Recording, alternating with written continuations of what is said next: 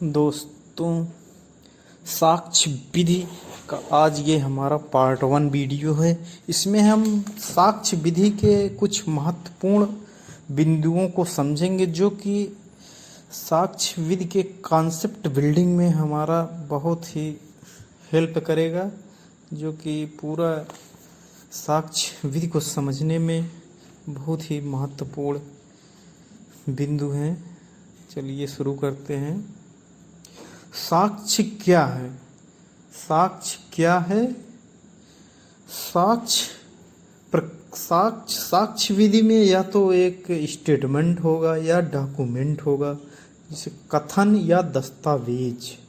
अब ये प्रश्न उठता है कि साक्ष्य दिया क्यों जाता है?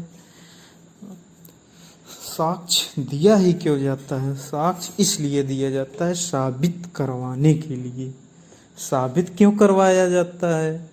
साबित इसलिए करवाया जाता है निर्णय पाने के लिए। अब फिर प्रश्न उठता है साक्ष्य किसको दिया जाता है? साक्ष्य न्यायालय को दिया जाता है। साक्ष्य कौन देता है? साक्ष्य पक्षकार देता है। अब फिर एक प्रश्न उठता है कि भाई साक्ष्य दिया ही जाएगा तो किसके संबंध में दिया जाता है? साक्ष्य किसके संबंध में दिया जाता है या किससे संबंधित होता है? साक्ष्य या तो विवादक तथ्य या सुसंगत तथ्य के संबंध में दिया जाएगा, जो कि एविडेंस की धारा 5 पक्षकारों को साक्ष्य देने का अधिकार प्रदान करती हैं, जिसे एविडेंस का कॉर्नर स्टोन कहा जाता है।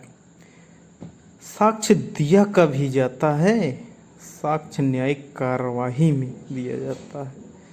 अब फिर प्रश्न उठता है साक्ष्य विधि में एक तथ्य की डिफिनीशन दी गई है सेक्शन 3 में।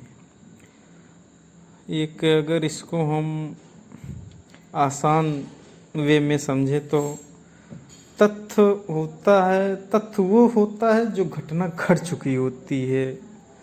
तथ्य वो होता है जो घटना घट चुकी होती है। इसी को हम फैक्ट कहते हैं, तथ्य। इसलिए धारा 5 क्या कहती है? साक्ष्य या तो विवादक तथ्यों को दिया जाएगा या सुसंगत तथ्यों को दिया जाएगा।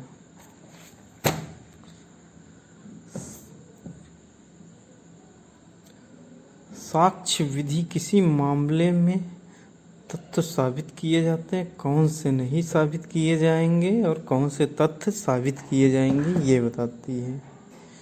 किसी तथ्य को साबित करने के लिए कौन से साक्ष्य दिए जाने चाहिए, ये भी हमें साक्ष्य प्रक्रिया विधि बताती है। ये भी हमें बताती है कि किसी तथ्य को साबित करने के लिए साक्ष्य किसके द्वारा और किस रीति से प्रस्तुत किए जाने चाहिए, यानी कि साक्ष्य कौन देगा, किस तरीके से देगा, किस ढंग से देगा, उसके कौन से नियम हैं साक्ष्य देने के।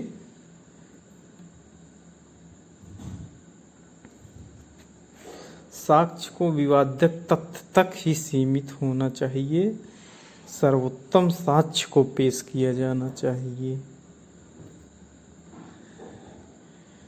भारतीय साक्ष्य अधिनियम की रूपरेखा 3 भागों में विभक्त है। तथ्यों की सुसंगति से संबंधित सिद्धांत भाग 1, सबूत से संबंधित सिद्धांत भाग 2, साक्ष्य को पेश किए जाने और उनके प्रभाव से संबंधित सिद्धांत भाग 3। ओके, थैंक यू, नमस्कार। फिर हम मिलेंगे पार्ट 2 के वीडियो में। दोस्तों, इस चैनल को सब्सक्राइब करें और बेल आइकन को प्रेस करें ताकि अगली वीडियो का नोटिफिकेशन आपको रिसीव हो जाए। धन्यवाद।